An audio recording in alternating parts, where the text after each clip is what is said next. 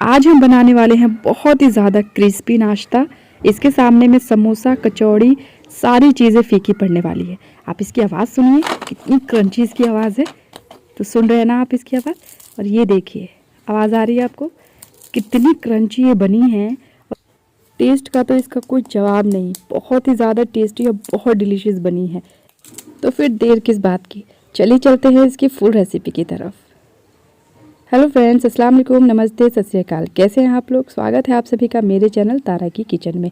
तो यहाँ पर हमने एक बाउल ले लिया है, उसमें नाप करके हमने बड़े वाले कप से 1 कप मैदा और 1 कप हमने गेहूं का आटा लिया है। तो अगर आप चाहें तो दोनों कप जो है गेहूं का आटा भी ले सकते हैं और मैदा भी ले सकते हैं, आप अपनी चॉइस के अकॉर्डिंग कर सकते हैं। तो यहाँ पर हमने नमक ऐड किया है, उसके बाद आधा चम्मच अजवाइन ऐड किया है।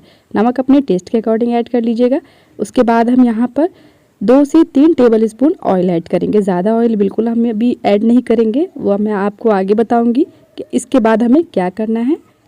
इस चम्मच की मदद से हमें मिक्स कर लेना है अच्छे से। उसके बाद हम इसमें पानी मिलाएंगे और बढ़िया साइज़ का एक हम मुलायम डो तैयार कर लेंगे। बहुत ज़्यादा मुलायम डो आप बिल्कुल मत तैयार करिएगा। जब भी अगर इस तरीके की चीज़ें अगर आप बनाते हैं तो बहुत ज़्यादा मुलायम डो तैयार बिल्कुल मत कीजिएगा।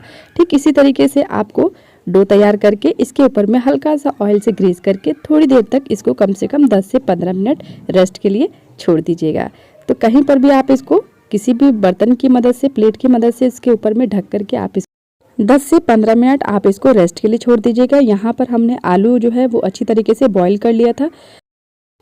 आप इसे मैशर की मदद से या हाथ की मदद से अच्छे से मैश कर लीजिएगा। उसके बाद हम चलते हैं मसाले की तरफ। तो यहाँ पर हमने पैन ले लिया है, उसके बाद हमने यहाँ पर आधा चम्मच जो है वो काली मिर्च लिया है, आधा चम्मच जीरा लिया है, फिर उसके बाद धनिया लिया है हमने। धनिया भी हमने तकरीबन आधे चम्मच से थोड़ा सा ज़्यादा लिया है। 2 सूखी मिर्च लिया है। इसको अच्छे से हम रोस्ट करने तक हम इसको फ्राई कर लेंगे बढ़िया से। तो यहाँ पर हमने चम्मच की मदद से चलाते हुए बढ़िया से इसको हमने रोस्ट कर लिया था। तो ये तकरीबन हो चुका है। तो इसका हमें पाउडर बना लेना है। तो बिल्कुल आपको बिल्कुल बारीक पाउडर बिल्कुल मत बनाइएगा, इसका दरदरा बिल्कुल पाउडर बनाना है। और यहाँ पर हमने फिर से पैन ले लिया है, उसके बाद हमने 2 से 3 टेबल स्पून ऑयल ले लिया। अगर आप चाहें तो मस्टर्ड ऑयल भी ले सकते हैं, मैंने यहाँ पर रिफाइन ऑयल यूज़ किया है। यहाँ पर हम 5 फोरन रखेंगे। तो आधा चम्मच जो है तकरीबन जो है हम यहाँ पर 5 फोरन रखेंगे।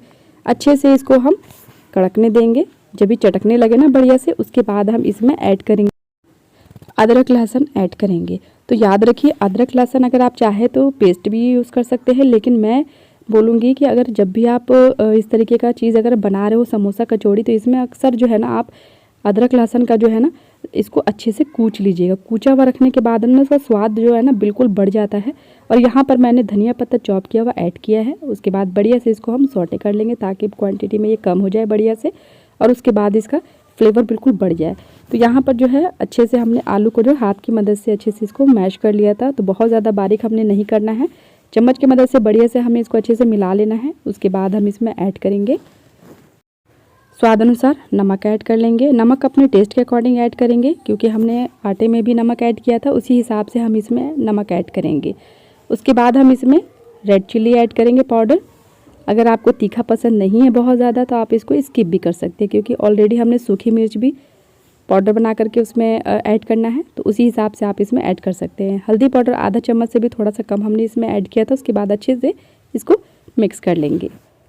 मिक्स करने के बाद अच्छे से जो हमने दरदरा जो हमने पाउडर बना रखा था वो हम इसमें ऐड कर देंगे। अगर आपको ज़्यादा अगर नहीं पसंद है तो आप उसमें से थोड़ा सा बचा भी सकते हैं। मैंने पूरा नहीं यूज़ किया था, थोड़ा सा उसमें से निकाले। तकरीबन 1 चम्मच हमने इसमें पाउडर ऐड किया था। उसके बाद अच्छे से मिक्स करके प्लेट में ट्रांसफ़र कर लिया था।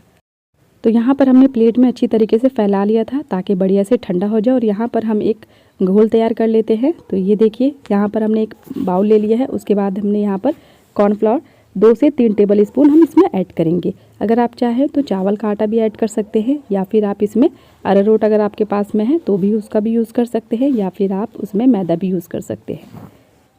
2 से 3 टेबल स्पून जो है हमने यहाँ पर कॉर्नफ्लावर, और यहाँ पर 2 टेबल स्पून जो है हमने यहाँ पर मैदा ऐड किया है। उसके बढ़िया से हमने एक घोल तैयार कर लिया है। बटर को अच्छे से पिघला करके इसमें ऐड किया था, और उसका एक बढ़िया सा हमें इस तरीके से तैयार कर लेना है। तो साइड रख दिया हमने। यहाँ पर हम अपने डो की तरफ चले आते हैं। तो यहाँ पर हमने हमारा जो डो है वो अच्छी तरीके से सेट हो चुका था। तो इसको हटा करके बढ़िया से हम इस पर काउंटर पर रख करके, जहाँ पर आपको सही लगे उस हिसाब से आप इसको बढ़िया से सेट कर लीजिएगा हाथ की मदद से, इसको मसल करके। उसके बाद हम इसका पेड़ा तैयार कर लेंगे। तो यहाँ पर हमने 4 पेड़ा तैयार कर लिया है। उसके बाद 1 बाय 1 इसको हम रोटी की तरह बेल लेंगे। तो यहाँ पर एक जो हमने लोई ले लिया है, अच्छे से इसको हम रोटी की शक्ल में बेल लेंगे। तो जिस तरीके से रोटी की शक्ल जैसे रोटी बेलते हैं ना, ठीक उसी तरीके से हमें इसको बेल करके तैयार कर लेना है। एक जो है हमने तैयार कर लिया था, तो इसी तरीके से हम इन तीनों को ही इसी तरीके से तैयार कर लेंगे। तो चारों हमारा जो है रोटी के तरीके से तैयार हो चुका है। जिस तरीके से हमने रोटी बेलना था ना, ठीक उसी तरीके से हमने इसको तैयार कर लिया था। और यहाँ पर जो हमने पेस्ट जो तैयार कर रखा था, एक रोटी जिस तरीके से हमने बेल रखा था ना, एक को इस तरीके से हम अच्छे से चारों कोने की तरफ से ना बढ़िया से हम इसको ग्रीस कर लेंगे। तो बहुत ज़्यादा लगाने की ज़रूरत नहीं है, हल्का हल्का हाथ से आप इसको चारों तरफ और बीच में अच्छे से इसको ग्रीस कर लीजिएगा। उसके बाद आप इसमें मैदा या आटा जो भी है इसके ऊपर से आप इसको डस्ट कर लीजिएगा। उसके बाद आप इसको दोबारा से दूसरा जो हमने बेल रखा था वो हम उसके ऊपर में रख करके ठीक उसी तरीके से ग्रीस कर लेंगे। जिस तरीके से पहला ग्रीस करके हमने पाउडर से ये आटे से डस्ट किया था, उसी तरीके से हम चारों को एक दूसरे के ऊपर में रख करके बढ़िया से इसको सेट कर लेंगे। उसके बाद जो है हम इसको अच्छे से बेल करके काफ़ी मतलब कि बड़े साइज़ का हम बेल लेंगे बढ़िया से। उसके बाद बिल्कुल ही हमें इसका बहुत ज़्यादा मोटा हमें इसका नहीं रखना है और ना ही बहुत ज़्यादा हमें पतला रखना है। इसी तरीके से आपको रख करके इसके चारों कोनों को काट करके आपको चकोर शेप दे देना है बढ़िया से। ठीक है, आप देख सकते हैं किस तरीके से काट करके इसके साइड का जो हमारा जो लेयर्स है वो हम इसको अलग कर रहे हैं ताकि चकोर शेप हमें मिल सके। तो इसको जो है हम नेक्स्ट आटे में हम इसको यूज़ कर लेंगे। तो ये देखिए इस तरीके से आपको कट करके रख लेना है।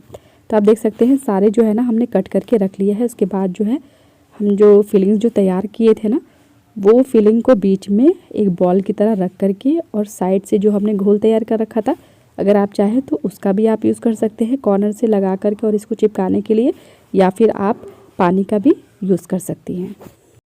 इस तरीके से आपको चारों कॉर्नर जो है जो कोना है वो उसको आपको बिल्कुल बढ़िया से सेट कर लेना है। बहुत ही ईजिली हो जाता है, कोई ज़्यादा तामझाम मेहनत की ज़रूरत नहीं पड़ती है इसमें। बस हल्के से हाथों से और इसको ग्रीस करके बढ़िया से हमने सारे ही जो है हमने बना लिया था बढ़िया से। और यहाँ पर हमने कढ़ाई में ऑयल रखा है।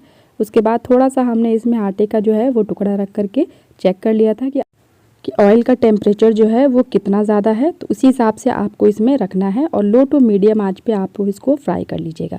तो अगर एक साइड का हो जाए तो आपको दूसरी तरफ से पलट करके बढ़िया से इसको फ्राई कर लेना है। बिल्कुल ही आपको लो टू मीडियम आंच पे ही इसको करना है, हाई बिल्कुल मत रखिएगा, नहीं तो ऊपर तक आपके जो कलर जो है वो चेंज हो जाएंगे और अंदर तक पक नहीं पाएगा। तो याद रखिए इस तरीके से आपको अच्छे से इसको फ्राई करके निकाल लेना है। और जितने भी हमने बना रखा था वो सारे ही हम इसमें दोबारा से हमें ऐड कर देंगे। उसके बाद इसको बढ़िया से हम इसको अच्छे से इसको फ्राई कर लेंगे। तो आप देख सकते हैं इसका कलर कितना बढ़िया निकल रखा है, कितना बढ़िया आया हुआ है। तो इसी तरीके से हम अपने प्लेट में सजा लेते हैं।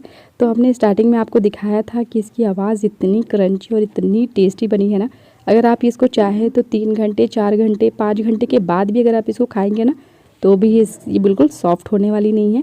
इतनी ही क्रंची और इतनी ही टेस्टी बनी है ये कि समोसे अगर आप चाहें तो थोड़ी देर के बाद रखने के बाद वो सॉफ्ट हो जाते हैं ठंडा होने के बाद। अगर ये ठंडा हो जाए ना तो भी इसका मज़ा दुगना है। बहुत ही ज़्यादा टेस्टी बनी थी और इसकी फीलिंग तो पूछिए मत, बहुत ही ज़्यादा टेस्टी और बहुत यमी बनी थी। अगर आप चाहें तो इसमें मिक्स वेज का भी यूज़ कर सकते हैं।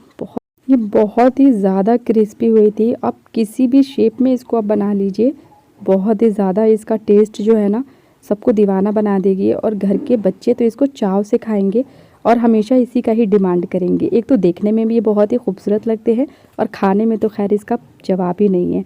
तो बताइए कैसी लगी मेरी आज की ये रेसिपी। अच्छी लगे तो प्लीज़ लाइक शेयर कमेंट और सब्सक्राइब करना ना भूलें, क्योंकि आपकी अच्छी अच्छी कमेंट जो है हमें मोटिवेट करती है। और लाइक तो करना बिल्कुल मत भूलिएगा। तो फिर मिलते हैं अगली नेक्स्ट वीडियो में, तब तक के लिए take care and bye bye.